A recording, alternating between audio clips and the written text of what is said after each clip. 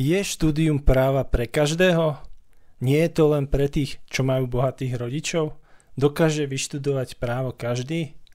To sú otázky, ktoré si dnes zodpovieme v podcaste Právo a občan.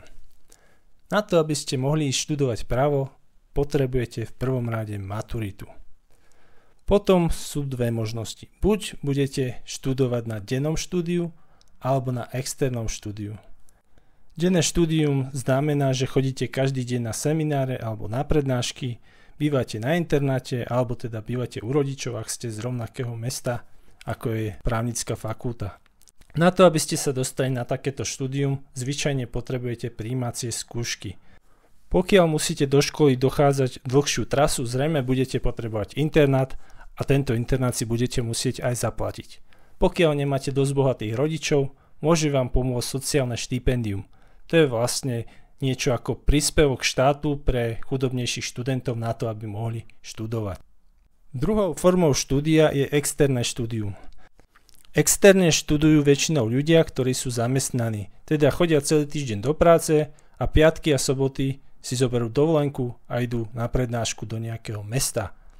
Výhodou tohto štúdia je, že tu nie sú prijímacie skúšky, taktiež mám skúsenosti s tým, že učitelia na externom štúdiu nie sú takí prísni ako na dennom štúdiu.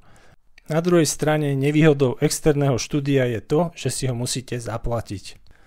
Čo sa týka samotného štúdia, podľa môjho názoru nemusíte byť žiadny génius, stačí vám v podstate len silná vôľa a schopnosť pochopiť zákony.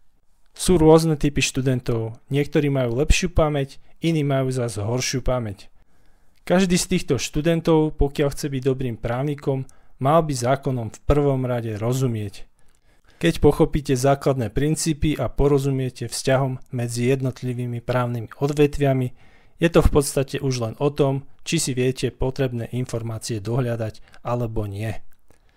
Právnik nemôže ovládať všetky zákony a je rozhodujúce, či vie pracovať s literatúrou, s informáciami, s internetom a tak ďalej. Treba pracovať na svojom ústnom prejave, ale najmä na písomnom prejave, bez ktorého sa dnes asi ťažko zaobídeme. Ak sa vám tento podcast páčil, prihláste sa na jeho odoberanie. Tento podcast je súčasťou iniciatívy Viac rovnosti. Do počutia na budúce.